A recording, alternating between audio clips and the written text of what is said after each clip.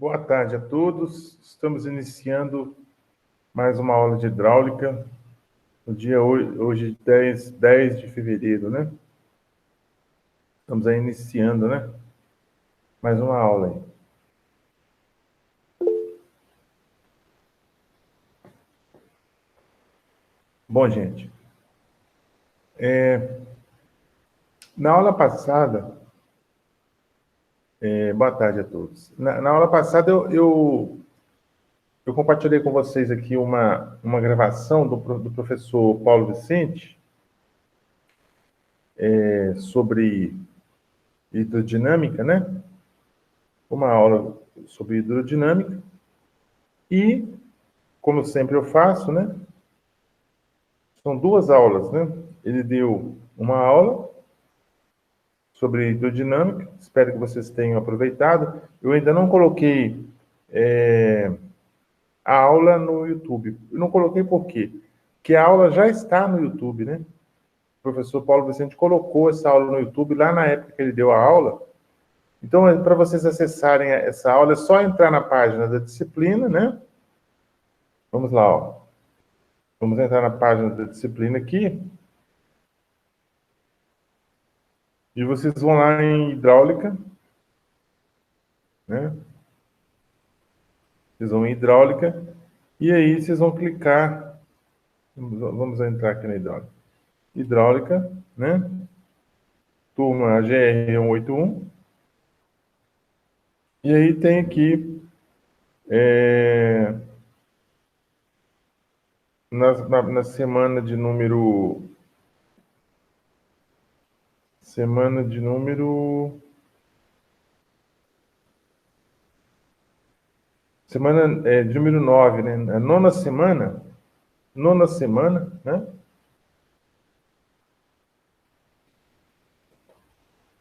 Na nona semana, vocês vêm aqui, ó, aula completa de hidrodinâmica. Assista a essa aula do professor Paulo Vicente, tá? É só entrar aqui nesse link, né?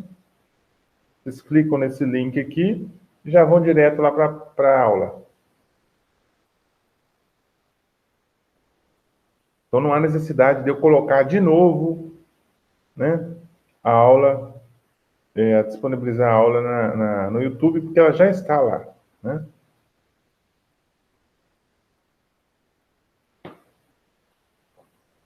E no dia de hoje tem a última aula, segunda e última aula dele, também sobre hidrodinâmica, né? Eu estou usando, né, porque nós não temos condições de usar as ferramentas que ele usa lá na aula dele, né? Não tem essas ferramentas, eu não tenho essas ferramentas aqui para usar.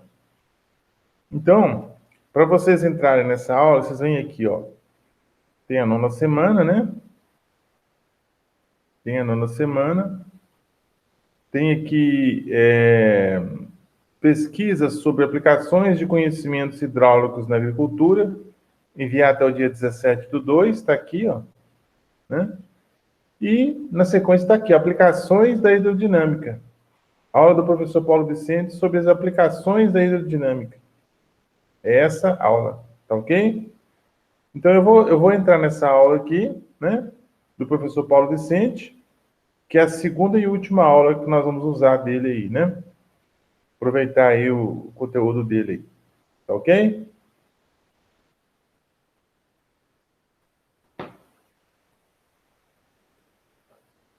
Vamos lá, então. Se houver algum problema, vocês me falem aí.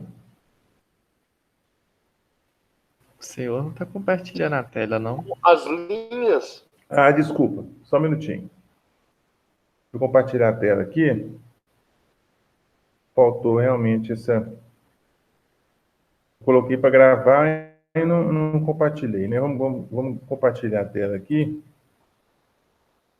Vamos ver aqui, né?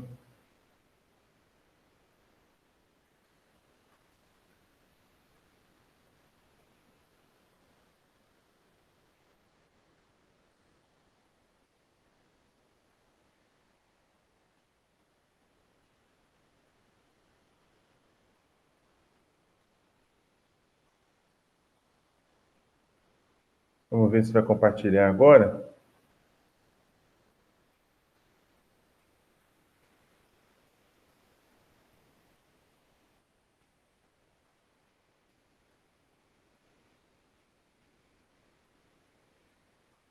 Acho que agora está, né? Vamos ver aqui agora a aula, né? Vou dar isso aqui. De manhã deu certinho, né? Agora na hora da aula tá meio que travando aqui, né? Vamos ver aqui.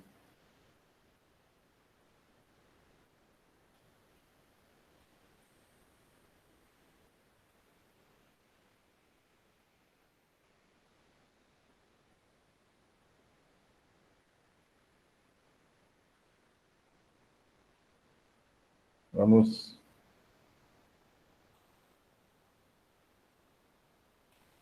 ver o que vai dar aqui, né?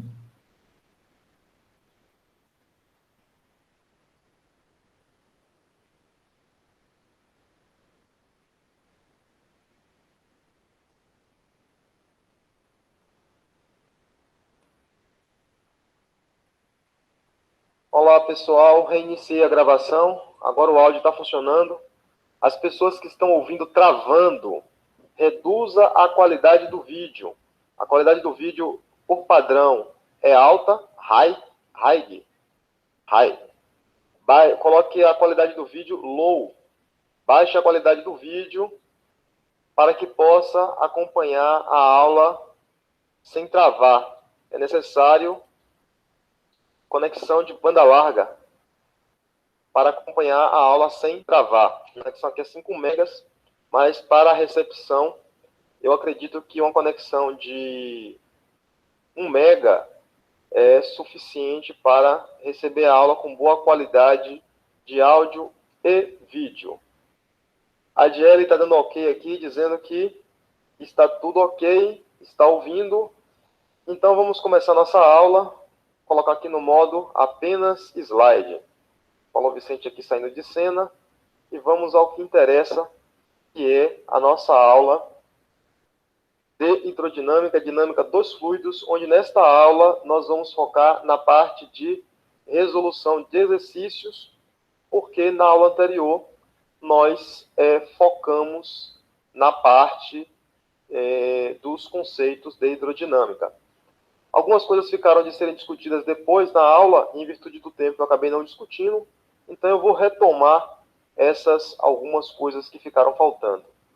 Uma das coisas que ficou faltando foi discutir a questão da aerodinâmica da asa, porque o avião levanta voo. E nós vimos que, de acordo com o princípio de Bernoulli, um dos efeitos do princípio de Bernoulli, quando a altura é a mesma, é de que um aumento da velocidade implica uma diminuição da pressão. Este vídeo aqui, que foi um vídeo produzido por uma universidade, ele mostra a filmagem de uma situação real, onde tem um perfil de uma asa, e esse perfil de uma asa vai ser atravessado por um túnel de vento.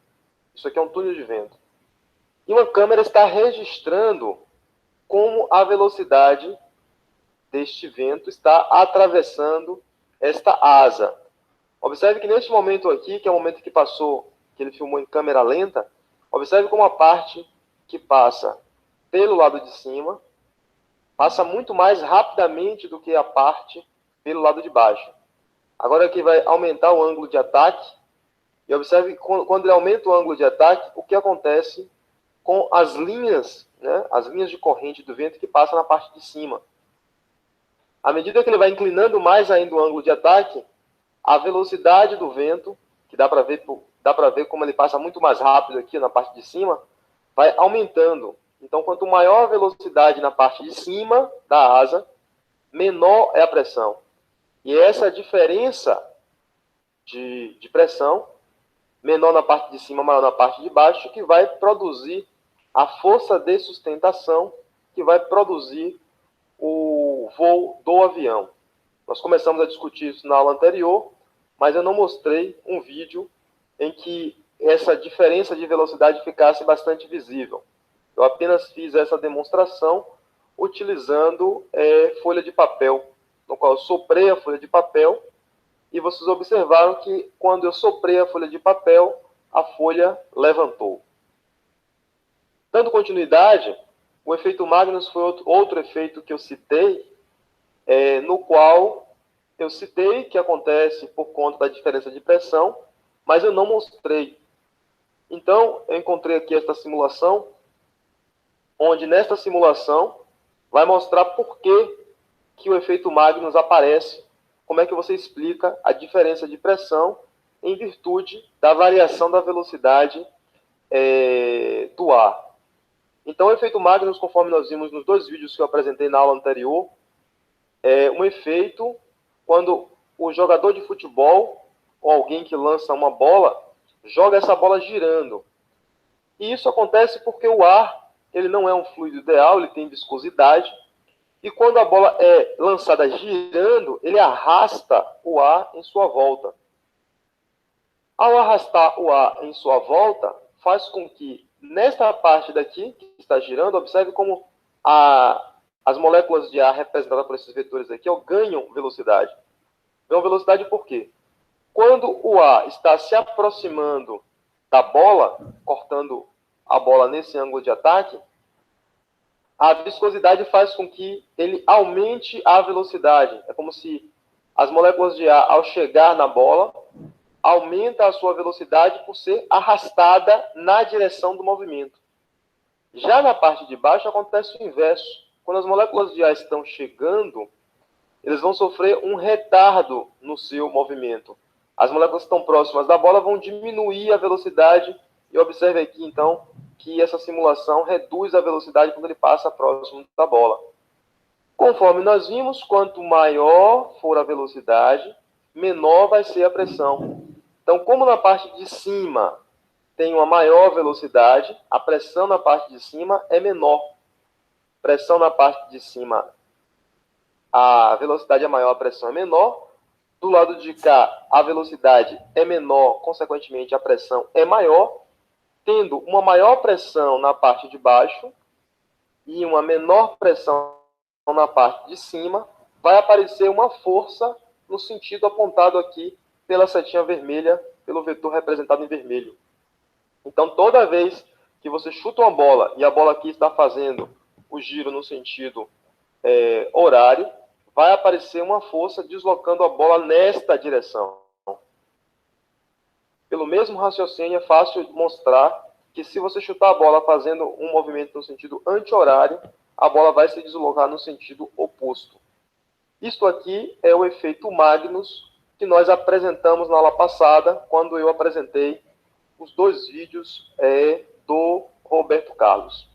Se alguém tiver alguma dúvida sobre o efeito Magnus ou sobre a sustentação de asas do avião, está acionado aí 2 chats. O chat pode ser efetuado através do Twitter ou o chat pode ser acionado através do Facebook. Então, tanto faz você acionar pelo Twitter ou pelo Facebook, eu vou estar aqui acompanhando as dúvidas de vocês. Bom, vamos dar continuidade. Aqui tem um outro vídeo que eu mostrei, um outro efeito, que é o efeito de destelhamento, que também ele acontece devido à diferença de pressão.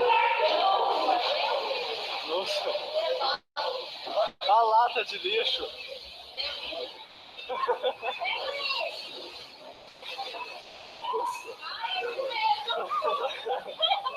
O redemoinho.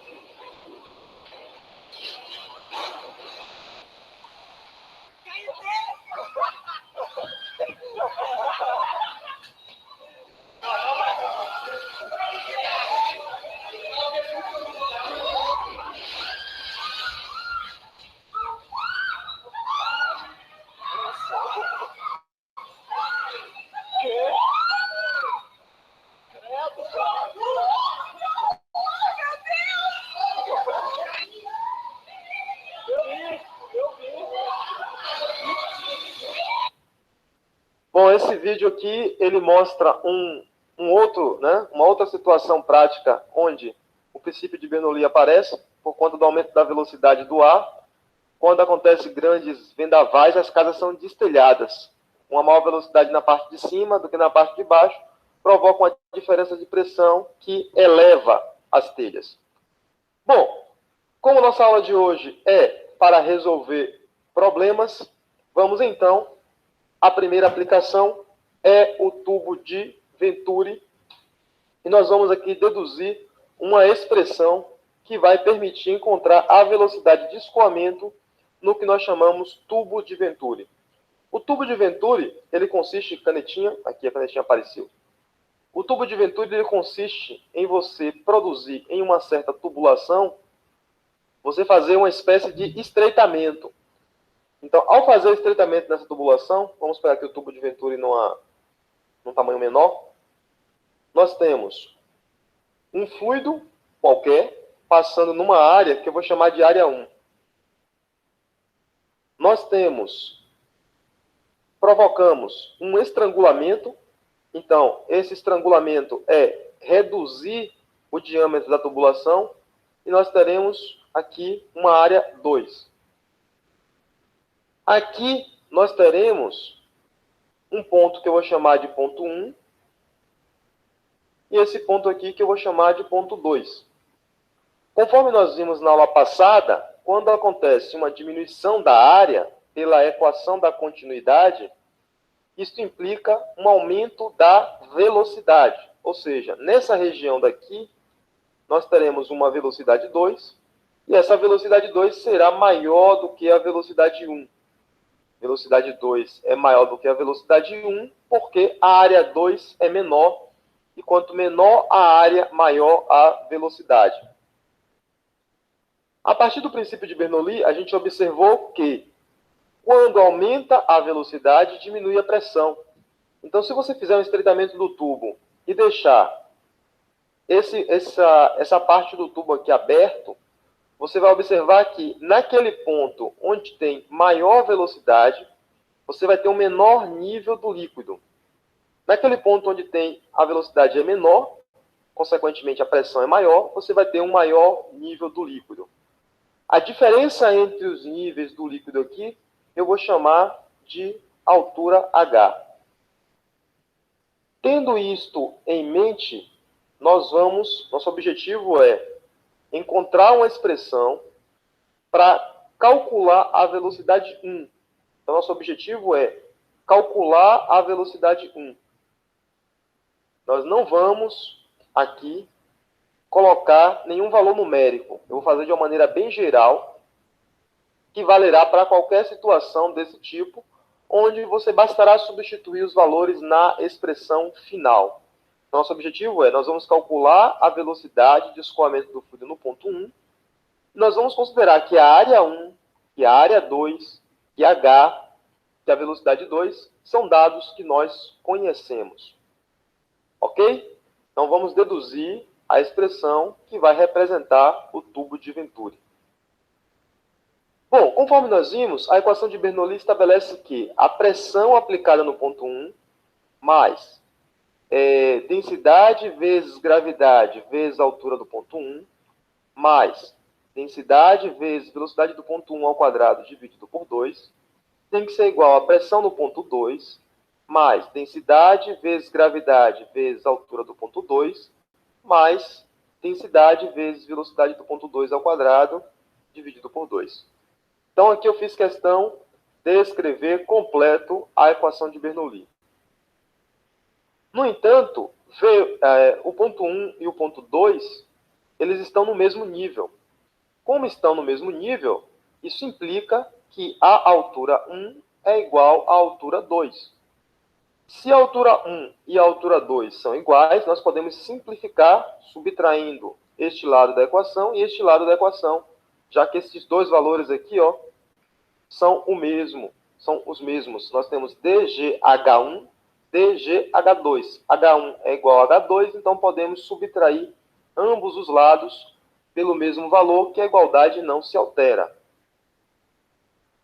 Agora nós vamos organizar a nossa equação fazendo o seguinte: vamos colocar o que é pressão do lado esquerdo e o que é velocidade do lado direito. Então vai ficar pressão no ponto 1 menos pressão no ponto 2 vai ser igual a densidade vezes velocidade do ponto 2 ao quadrado dividido por 2, menos densidade vezes velocidade do ponto 1 ao quadrado dividido por 2.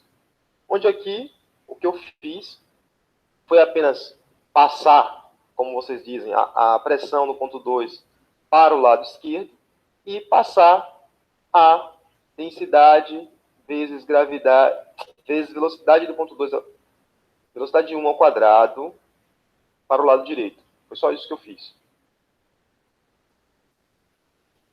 Dando continuidade, temos no momento 19 pessoas online. Vamos continuar aqui. Nós temos que continuar com essa equação e nosso objetivo é calcular V1, ou seja, vamos ter que isolar V1. Prosseguindo, vamos escrever aqui, ó, pressão no ponto 1 menos a pressão no ponto 2 é igual densidade dividido por 2 é fator comum. Vamos escrever isso aqui então em evidência. Vai ficar V2 ao quadrado menos V1 ao quadrado. Vamos agora precisar fazer uma interpretação. P1 menos P2 refere-se a uma diferença de pressão. Qual é a diferença de pressão que existe entre o ponto 1 e o ponto 2? Vamos ter que focar a nossa visão, vou mudar aqui a cor da tinta, vamos ter que focar a nossa visão aqui, ó.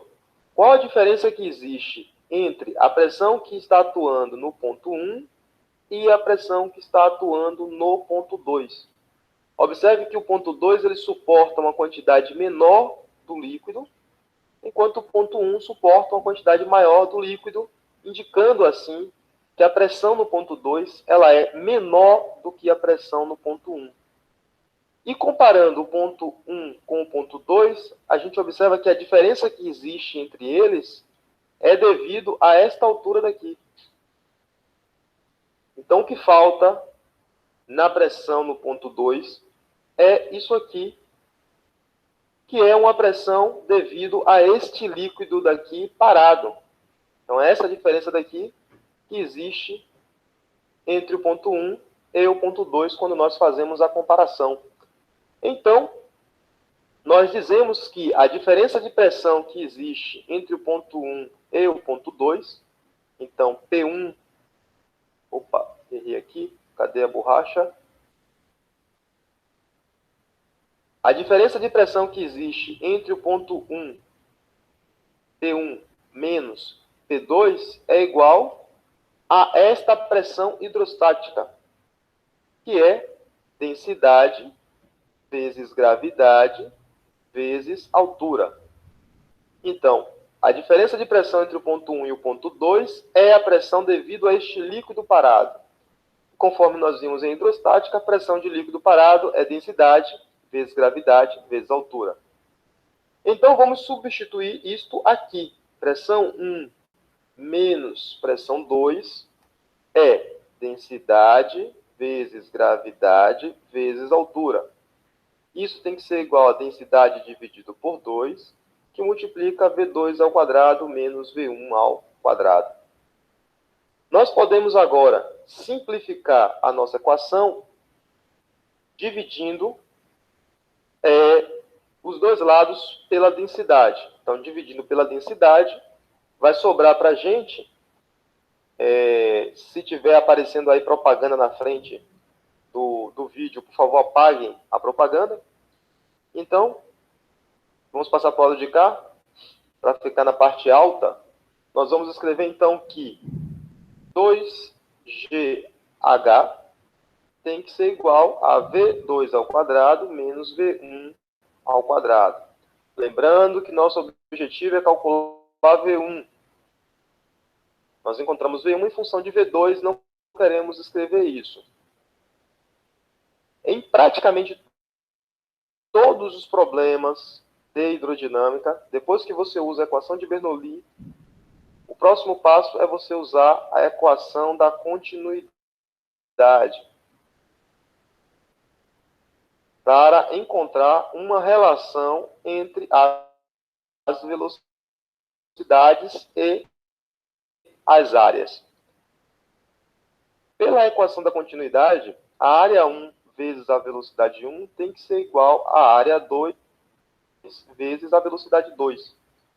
Como nós queremos descobrir quem é a velocidade 1, nós vamos isolar a velocidade 2. A velocidade 2 vai ser igual à área 1 vezes a velocidade 1 dividido pela área 2. Substituindo de 1, essa equação aqui de 2, nós vamos substituir a equação 2 na equação 1.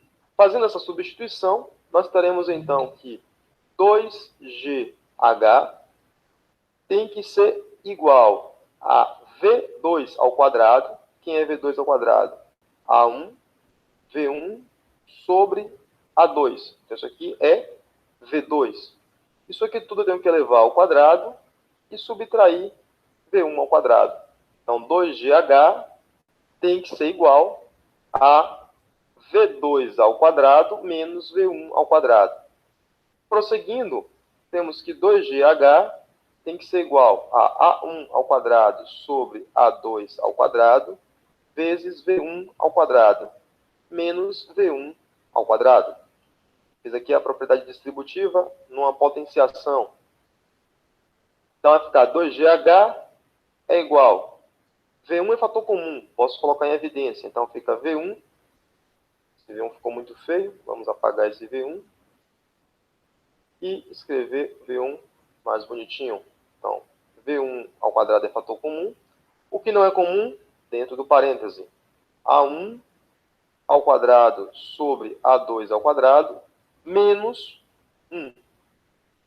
Se você tiver alguma dúvida aqui a respeito dessa minha fatoração, você pode multiplicar. E observe que ao multiplicar V1 ao quadrado vezes A1 ao quadrado sobre A2 ao quadrado, você volta a ter o primeiro termo aqui. Quando você multiplica V1 ao quadrado vezes menos 1, você volta a ter menos V1 ao quadrado. Portanto, isto é igual a isto. Como queremos saber quem é V1, chegamos ao final. V1 vai ser igual a 2GH dividido por A1 ao quadrado sobre A2 ao quadrado menos 1. Raiz quadrada disso aí tudo. O racha, menos 1 ficou muito próximo aqui. Menos 1, raiz quadrada disso aqui tudo, porque V1 estava elevado ao quadrado. Então, esta expressão daqui é a expressão que permite calcular a velocidade de escoamento em um tubo que nós chamamos tubo de Venturi. Ou seja, basta você saber qual é o desnível e qual é a área de cada parte da tubulação, que você será capaz de descobrir qual é a velocidade de escoamento. Então, a velocidade de escoamento depende da área 1 e da área 2 e depende do desnível. Então, sabendo o desnível e as áreas, é possível calcular a velocidade. Por essa razão, este é um tipo de dispositivo utilizado para medir a velocidade de escoamento de fluidos. Basta descobrir o desnível, medir o desnível e eu calculo a velocidade. Chegamos, então, ao final da dedução da expressão que calcula a velocidade em um tubo de Venturi. Se alguém tiver alguma dúvida, pode fazer aí a pergunta. No momento são 21 horas e 37 minutos e temos 21 pessoas conectadas. Conectadas no Twitter e conectadas no Facebook. Leonardo Pacheco está aqui dizendo que fazendo isso aí já ganha 10%. Na verdade, você ganha praticamente a questão inteira se estiver perguntando qual é a velocidade. Basta apenas substituir os valores. Então, praticamente a questão inteira já está resolvida. Acompanhando aqui no Twitter e no Facebook, não temos ninguém perguntando nada. Temos no Twitter Dica Almeida, Thiago Belo, Ana Gabriela SV, Minha. No Facebook nós temos Leonardo Pacheco, Caroline Pereira, Gabriel César, James Frank e Paulo Vicente. Thiago Belo também aqui conectado no Facebook. Ninguém tendo dúvida, vamos passar então à próxima. Depois eu recomendo que voltem e vejam novamente a dedução entendendo como foi realizado cada etapa da dedução. Aqui aparece um problema que caiu no vestibular da UFBA de 2009. Esse problema envolve o que nós chamamos de efeito Venturi. Nós vamos tentar aqui resolver esta questão na íntegra. Aqui já aparece o tubo de Pitot, voltando aqui, porque nosso objetivo agora é usar o efeito Venturi para resolver este problema que caiu no vestibular da UFBA de 2009. Bom, o problema diz o seguinte: um experimento interessante de fácil execução pode ser realizado com uma fita de papel. Esse experimento consiste em aproximar a fita do lábio inferior e soprá-la, verificando-se então que ela se eleva. Considerando que o papel utilizado tem a gramatura, massa por unidade de área, igual a 75 gramas por metro quadrado, e espessura desprezível, que o módulo da aceleração da gravidade local é igual a 10 metros por segundo ao quadrado, e que a densidade do ar é de 1,3 kg por metro cúbico. Item 1. Explique por que o papel se eleva. Então, só aí você já tem metade da questão, pelo menos teoricamente, já que dividiu em duas partes. Se você conseguir explicar por que o papel se eleva, e certamente você vai invocar aqui o princípio de Bernoulli, que estabelece que quanto maior a velocidade, menor é a pressão. Você pode fazer essa explicação numa prova deste tipo, explicando conceitualmente, mas você também pode escrever a expressão que mostra isso. Então, se você escrever a equação de Bernoulli, uma forma de responder a primeira parte, pela equação de Bernoulli,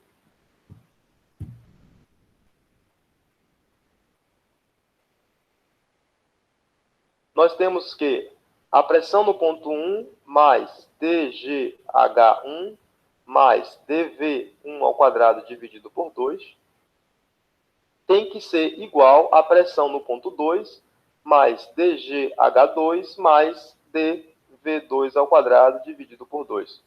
Então, isso aqui é o que estabelece a equação de Bernoulli. Vamos chamar de ponto 1 a parte superior e de ponto 2 a parte inferior. Como ele diz que o papel tem espessura desprezível, então isso quer dizer para a gente que H1 é aproximadamente igual a H2. H1 e H2 são iguais, então nós podemos simplificar subtraindo ambos os lados da equação pelo mesmo termo.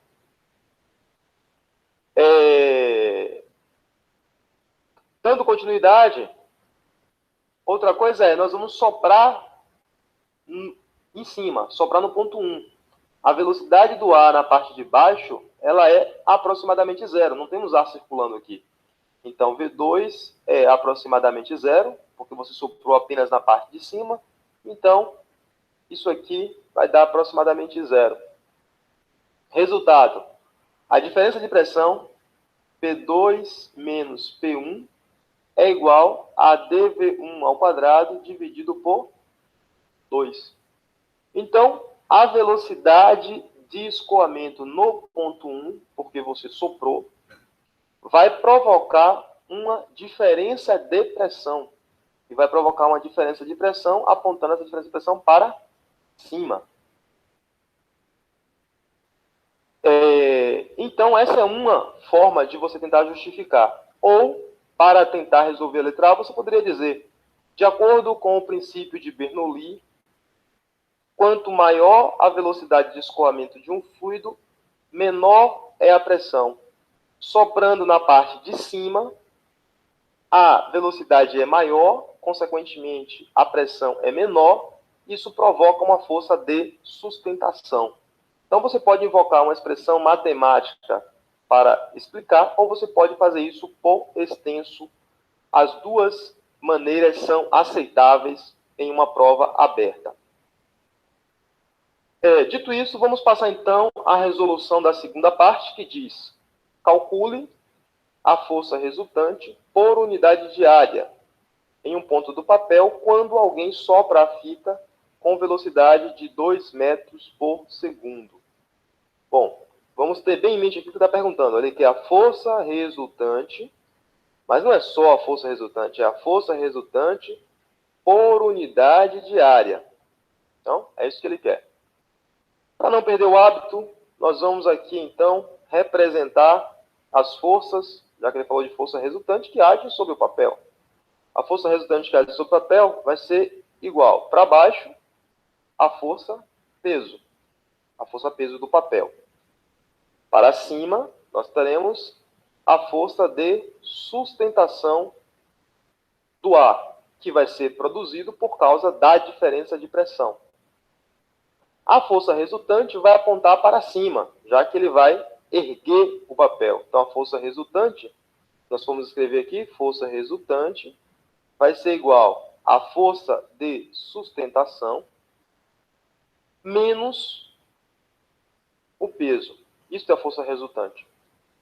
Mas ele não está perguntando para a gente quem é a força resultante somente. Está perguntando quem é a força resultante por unidade de área. Então, nós vamos dividir isso aqui pela área. Nós teremos a força resultante por unidade de área. Vamos dividir a força de sustentação pela área. E vamos dividir o peso pela área. Dividir todos os termos de minha equação pela área. Consequentemente, a minha igualdade permanece constante. Nosso objetivo no final é encontrar a força resultante por unidade de área. Vamos interpretar agora o que seria cada termo disso aqui. Então, isso aqui implica que a força resultante por unidade de área vai ser igual a força de sustentação dividido pela unidade de área é a diferença de pressão.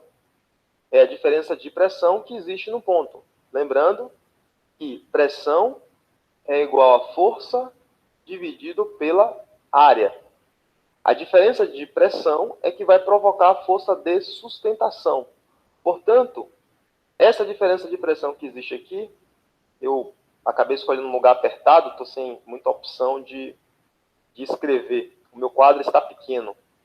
Então, P2 menos P1 aqui, ó, é a diferença de pressão. E essa diferença de pressão, ela pode ser calculada como sendo a força de sustentação dividido pela área. Ou seja, mudando aqui a cor da caneta, isso aqui, esse termo daqui, ó, ele é o ΔP, que é a diferença de pressão. Como a diferença de pressão é D, caneta vermelha, é dV1 ao quadrado dividido por 2, colocamos aqui então a diferença de pressão como sendo dV1 ao quadrado dividido por 2, menos peso dividido por área. Peso é massa vezes gravidade dividido pela área. Aí você vai dizer, professor, complicou, não tenho dados suficientes. Será que não tem? Vamos analisar? A densidade do ar é dada, 1,3 kg por metro cúbico. A velocidade no ponto 1 é igual a 2 metros por segundo, dado. A massa não é dada diretamente, mas ele dá para a gente qual é a gramatura, que é a massa por unidade de área. É dado para a gente como sendo 75 gramas por metro cúbico. Ou seja, a massa por unidade de área nos é dado. Isso aqui, ó, massa por área, é o que ele chama de gramatura. Gravidade é igual a 10. Ou seja, nós temos todos os dados para fazer esta conta. Então, isso aqui vai ser igual, substituindo os valores, densidade do ar, 1,3, vezes velocidade do ar, no ponto 1, que é igual a 2 elevado ao quadrado, dividido por 2, menos massa por área é a gramatura.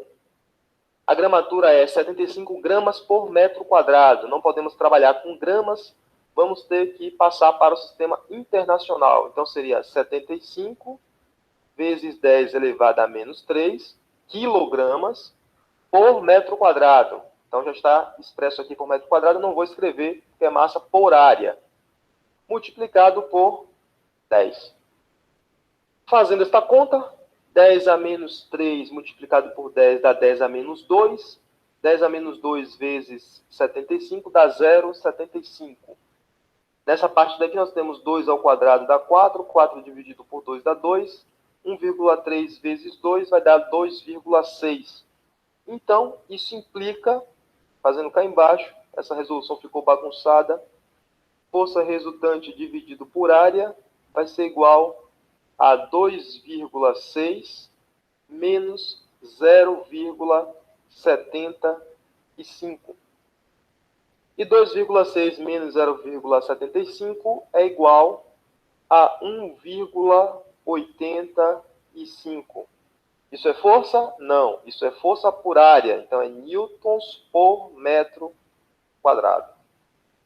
Esta, então, é a resolução da questão 2, valendo 15 pontos, que caiu no vestibular da UFBA de 2009.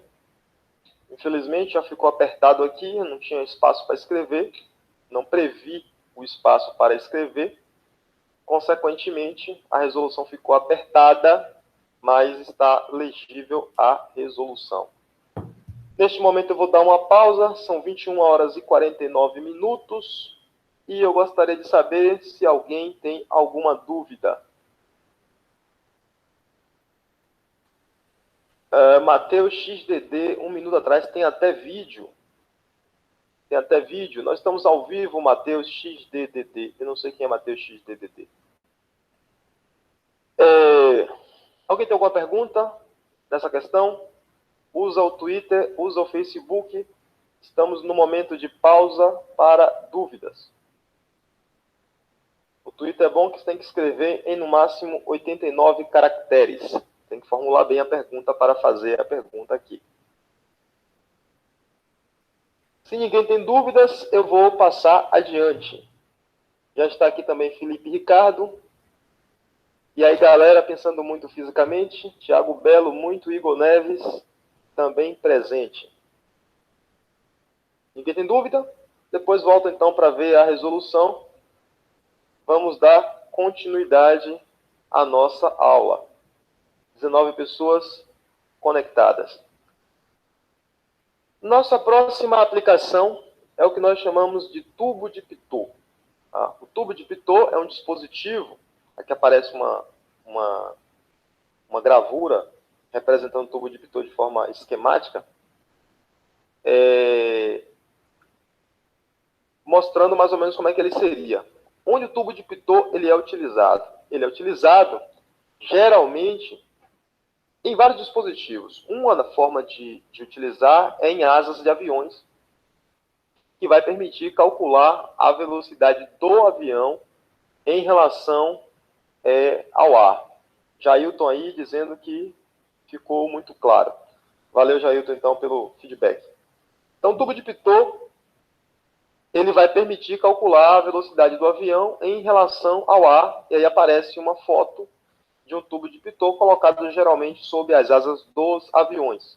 Nesta outra foto aqui, aparece o tubo de Pitot colocado na asa de um avião. Então, aqui tem a asa de um avião, e isto aqui que aparece é um tubo de Pitot colocado para medir a velocidade.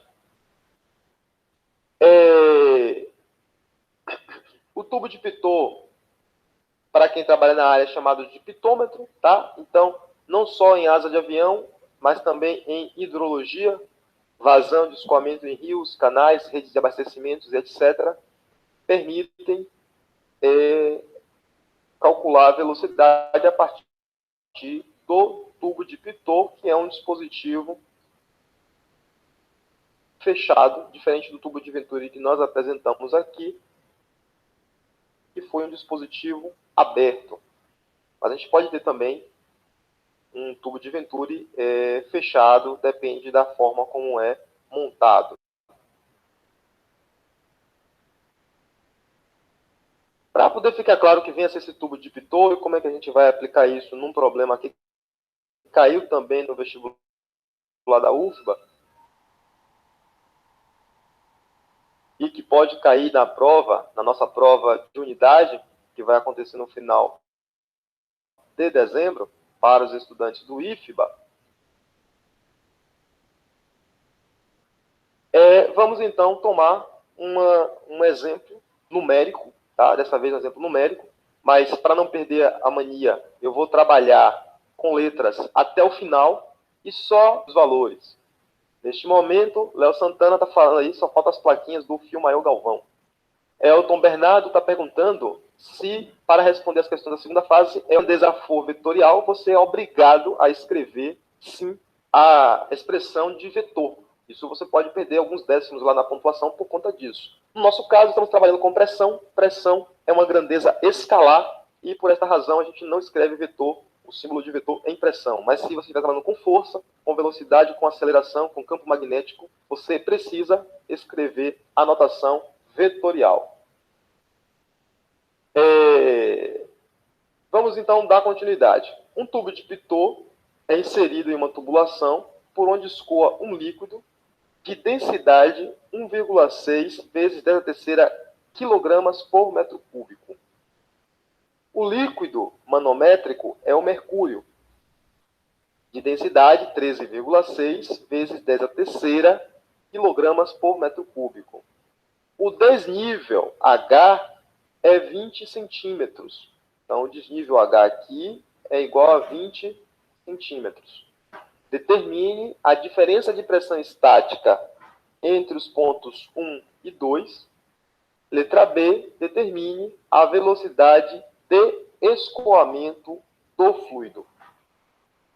Bom, esse é um problema que eu peguei do livro Fundamentos da Física, Ramalho. Tá? Aqui aparece a figura esquemática do tubo de Pitot. E nós vamos tentar resolver para encontrar a diferença de pressão e a velocidade de escoamento.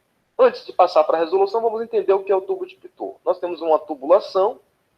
A gente vai inserir propositalmente um dispositivo que vai ligar dois pontos dessa canalização. Sobre o ponto 1, o fluido está escoando. Então, sobre o ponto 1, aqui existe uma velocidade no ponto 1. Quando chega no ponto 2, o líquido vai encontrar uma barreira.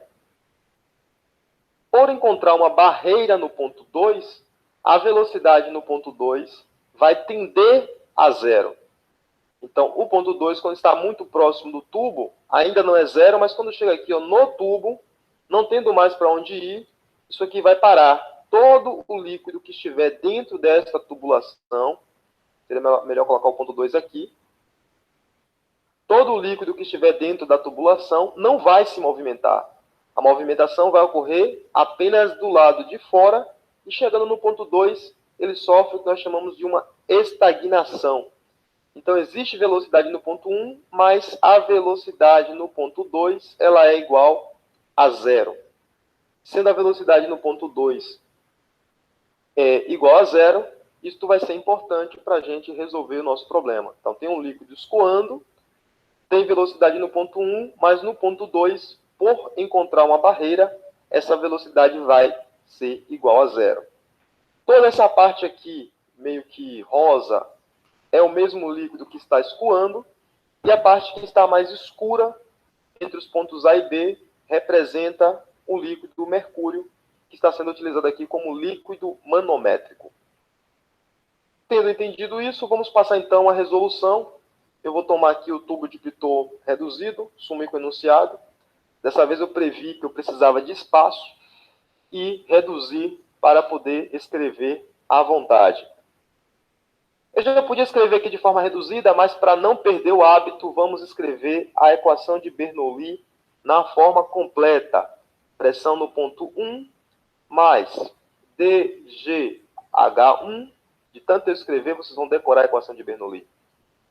dgH1 mais dV1 ao quadrado dividido por 2. Isso tem que ser igual a pressão no ponto 2 mais dgH2 mais densidade vezes velocidade do ponto 2 ao quadrado dividido por 2. Não precisava, mas eu fiz questão de escrever a equação de Bernoulli na forma completa. Como 1 e 2 estão no mesmo nível, isso implica que H1 é igual a H2. E pela mesma razão anterior, nós vamos poder simplificar subtraindo ambos os lados pelo mesmo termo, que é dgH1, já que H1 é igual a H2. Conforme nós vimos também, o ponto 2 é um ponto de estagnação. Ponto de estagnação é onde o líquido encontra uma barreira e a sua velocidade será reduzida a zero. No ponto de estagnação, a velocidade no ponto 2 ela é igual a zero, portanto, este termo aqui será cancelado porque V2 é igual a zero. Então, nós podemos escrever que a pressão no ponto 2 menos a pressão no ponto 1 é igual a dV1 ao quadrado dividido por 2. Então, se nós conhecemos quem é a densidade do líquido, quem é a velocidade no ponto 1, nós podemos calcular a diferença de pressão utilizando esta expressão. Se você não conhece, não tem nenhum problema, você mantém isso aqui, e vamos então partir para analisar a diferença de pressão de outra maneira. Você só vai usar esta expressão caso você conheça a densidade e conheça a velocidade. Voltando aqui ao nosso problema, tá? No nosso problema, nós não conhecemos quem é a velocidade. A velocidade do ponto 1 é perguntado, portanto, você não poderá usar essa expressão para determinar a diferença de pressões, porque a velocidade não nos é dado. A velocidade é perguntado, então isso não vai resolver, mas vamos deixar essa expressão aqui, vamos chamar essa expressão de expressão 1. Vamos agora partir para uma análise. Vamos analisar o líquido parado, o líquido dentro do tubo parado, em repouso. Como assim em repouso, professor? Estamos estudando hidrodinâmica. Bom, é verdade.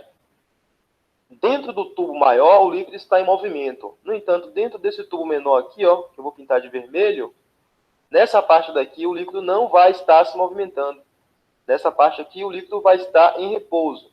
E é dentro dessa parte aqui que nós vamos fazer a nossa análise. Nesta situação, o líquido está em repouso, portanto, nós podemos aplicar as equações da hidrostática.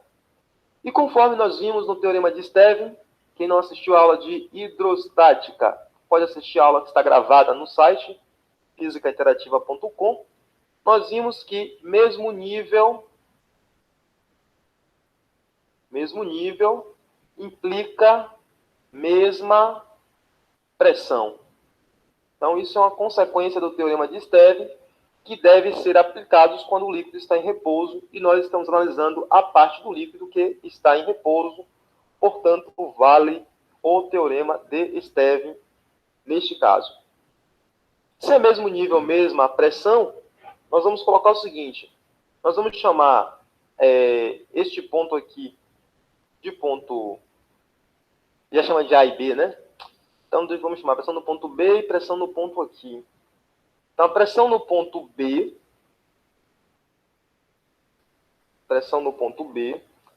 ela vai ser igual, vou interpretar aqui, vai ser igual à pressão devido a esta coluna de líquido, que está aqui. Então, a pressão no ponto B, ela vai ser igual à pressão devido a esta coluna de líquido, mais a pressão que vai estar sendo exercida no ponto 2. Então, vamos escrever assim, ó, pressão no ponto B, ela vai ser igual à pressão que existe no ponto 2, somado com a pressão devido a esta coluna de líquido aqui, que eu estou representando pela altura Y. Então, vai ser mais densidade do líquido que está passando na tubulação, vezes gravidade, vezes Y. Essa aí é a pressão no ponto B.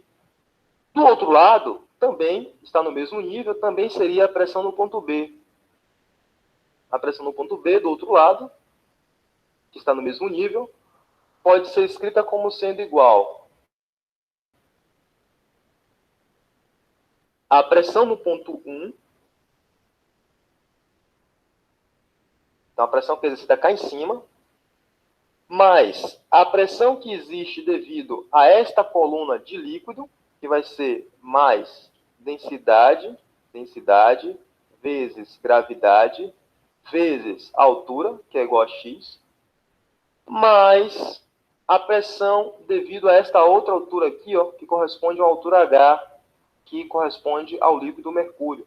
Então, vai ser densidade do mercúrio, densidade do Hg, vezes gravidade, vezes a altura H. Então, o que foi que eu fiz aí? Eu escrevi a pressão no ponto B de duas maneiras diferentes. Analisando por este lado do tubo, é a pressão no ponto 2 mais dGy. Analisando do outro lado do tubo, vai ser igual à pressão no ponto 1 mais dGx mais densidade do mercúrio vezes gravidade vezes a altura que nós chamamos de H. Então, se o mesmo nível implica a mesma pressão, nós podemos igualar esses dois termos. Igualando esses dois termos, nós ficaremos então, vou passar um traço aqui, isso é quase igual ao quadro, mas eu ainda fico tremendo um pouquinho. Então, vai ficar aqui a pressão no ponto 2 mais dGy, dá um full screen na tela aí para poder aumentar, tem que ser igual à pressão no ponto 1 mais dGx mais densidade do mercúrio vezes gravidade vezes a altura que nós chamamos de H. Então, nós podemos escrever aqui P2 menos P1, tá? Fazendo aqui uma mudança, colocando P1 para o primeiro membro. Então, P2 menos P1 vai ser igual a dGx menos dGy mais dHg vezes G vezes H. Bom, dG e dG aqui é fator comum, posso colocar em evidência. Então, pressão no ponto 2 menos pressão no ponto 1 vai ser igual. dG é fator comum. Entre parênteses vai ficar x menos y. Mais densidade do mercúrio, não é fator comum, vezes G vezes H. Vamos interpretar agora quem é x menos y. Observe aqui no nosso problema que x mais h é igual a y. X mais h é igual a y. Só que lá no nosso caso aparece x menos y. Então, se a gente for escrever x menos y é igual a menos h. Isso aqui nós obtemos a partir dessa análise. Ó. X mais h é y. Então, x menos y é menos h. Então, nós podemos escrever aqui nessa expressão que P2 menos P1 vai ser igual a dG, que multiplica menos H, mais dHg vezes G vezes H. Então, GH agora vira fator comum, posso colocar GH em evidência e escrever que P2 menos P1 é igual. GH é fator comum. Quem não é comum? Densidade do mercúrio e densidade do líquido. Logo, a diferença de pressão pode ser calculada num tubo de Pitot se nós soubermos apenas quem são as densidades dos líquidos e o desnível H sofrido pelo líquido manométrico. E, neste caso, o líquido manométrico é o mercúrio. Então, P2 menos P1 pode ser calculado através desta expressão. Para finalizar, sabendo a diferença de pressão, é possível descobrir quem é a velocidade se nós substituirmos esta equação, que eu vou chamar de equação 2, na equação 1.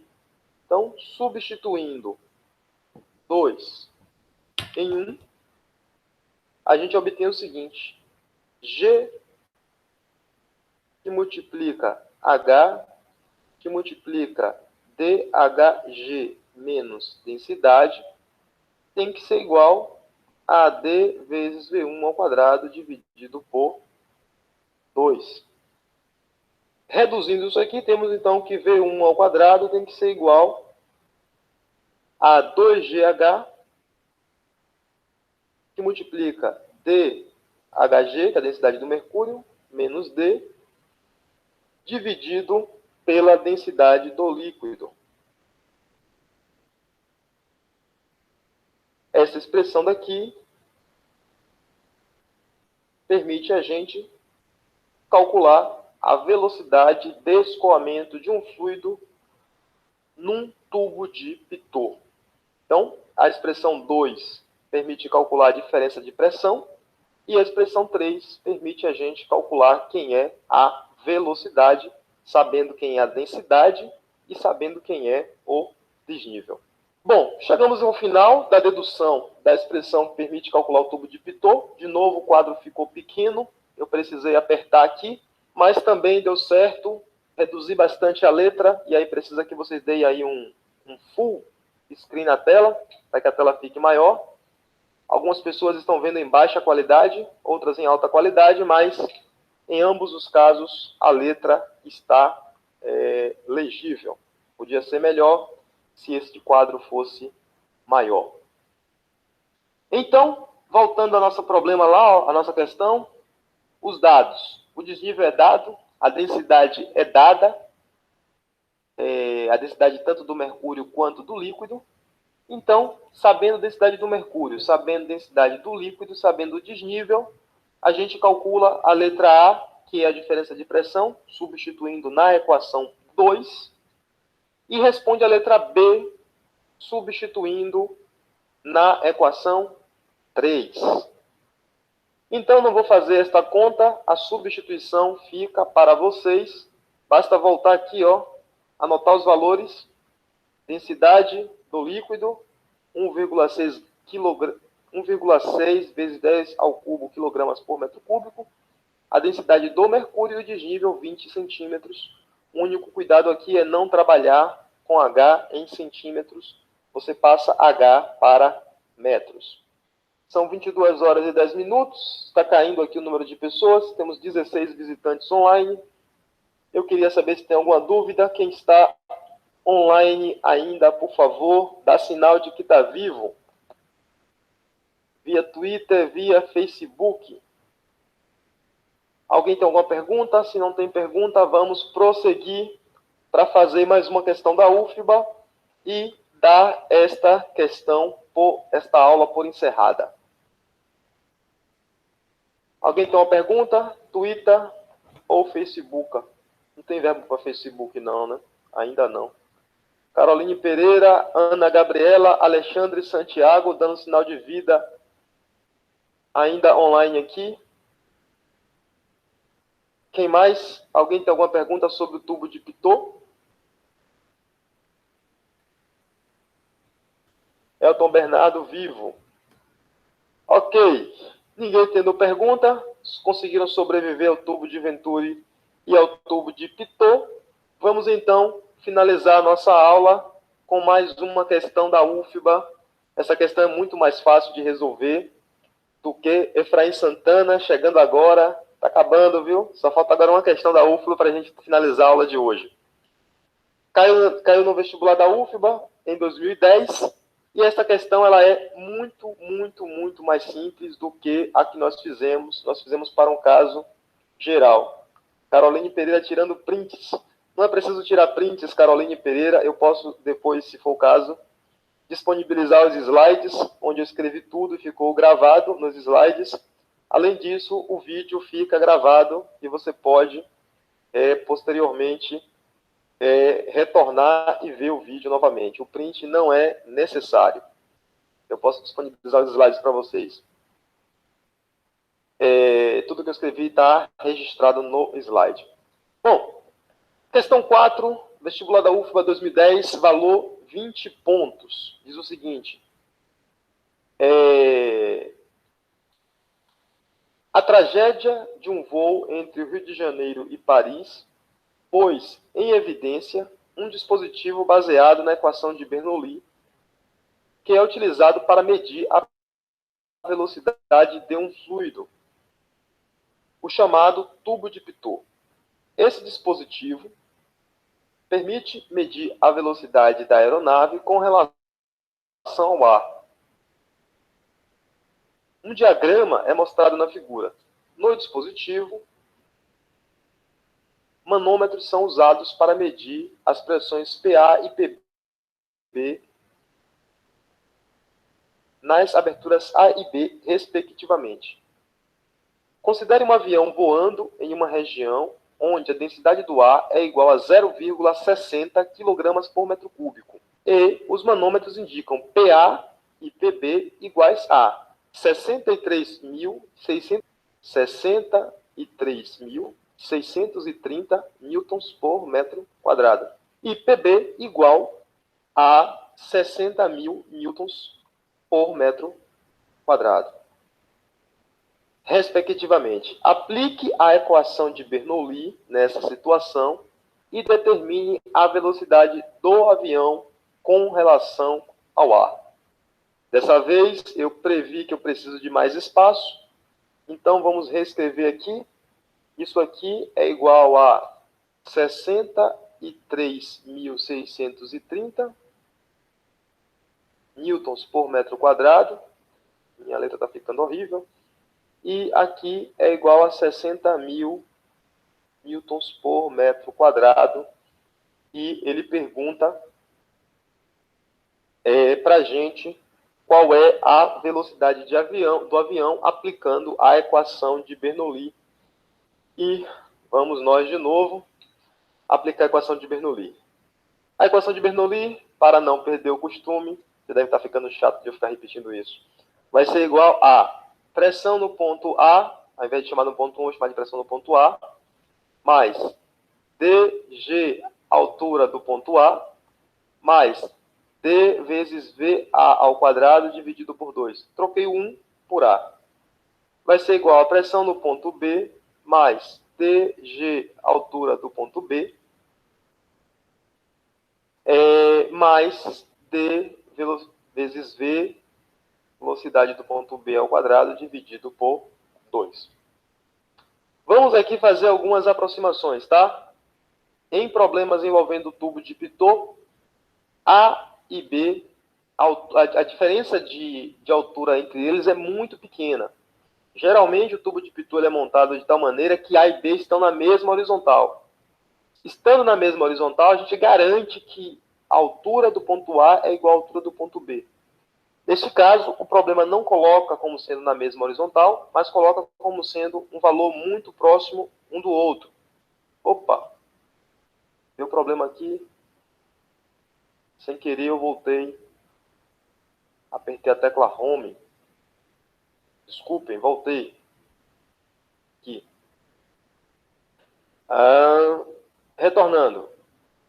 A altura do ponto A é aproximadamente igual à altura do ponto B, e como HA é aproximadamente igual a HB, esses dois termos aqui da equação podem ser simplificados através de uma subtração.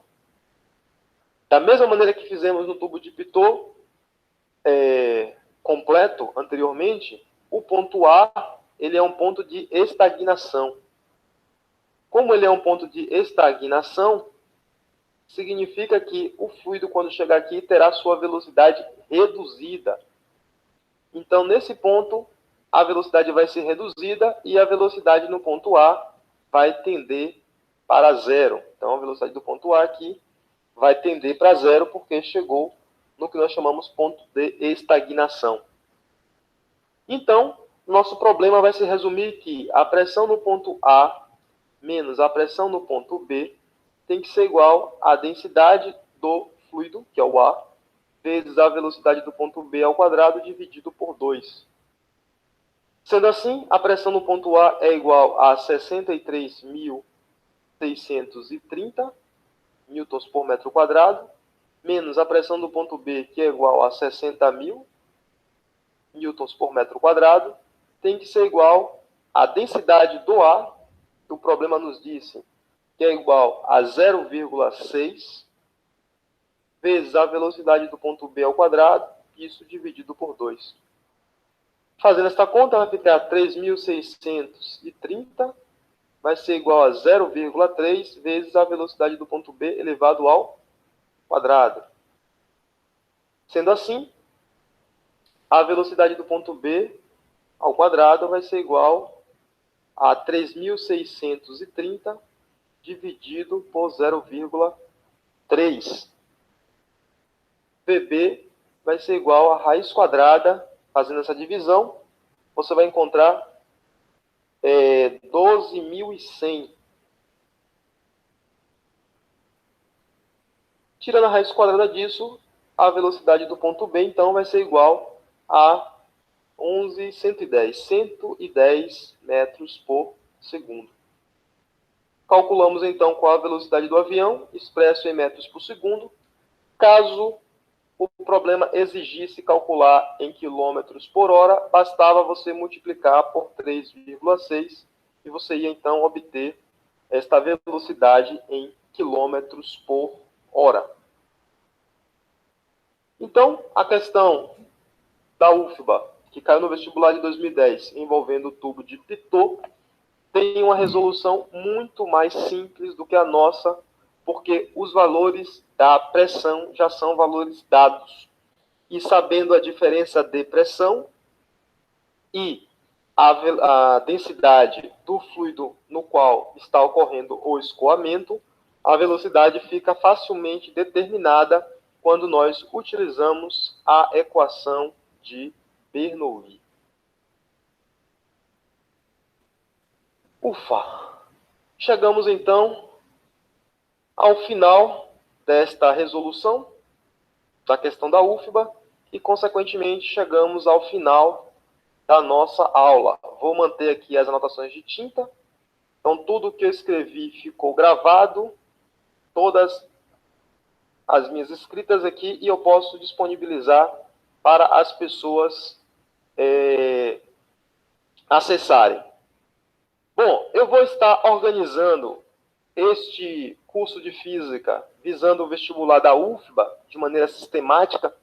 Nós teremos aula 2 vezes por semana e eu vou estar disponibilizando um ambiente virtual de aprendizagem para que vocês possam tirar as dúvidas através do ambiente, através de mensagem no fórum. Poderão encaminhar questões, essas questões serão respondidas na medida do possível.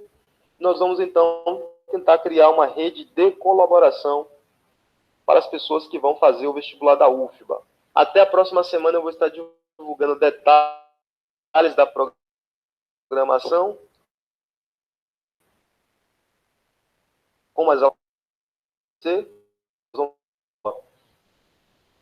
de princípio de conservação dos movimentos. Bom, gente, então, essa aula, então, encerrou, né? Essa aula, então, está encerrada e se tiver alguma pergunta, vocês podem fazer, ou se quiser fazer posteriormente, pode também, né? E continua lá no link, né? O link lá na página da disciplina, se vocês quiserem rever essa aula e a aula anterior. As 2 aulas do professor Paulo Vicente estão lá disponíveis para vocês, tá? O link vai estar lá. Aí a gente encerra por aqui, né? Vamos encerrando por aqui essa aula de hoje, voltando, se Deus quiser, na segunda-feira, né? E a gente vai voltando lá, se Deus quiser, na próxima aula. Um abraço a todos aí que ficaram até o final, né?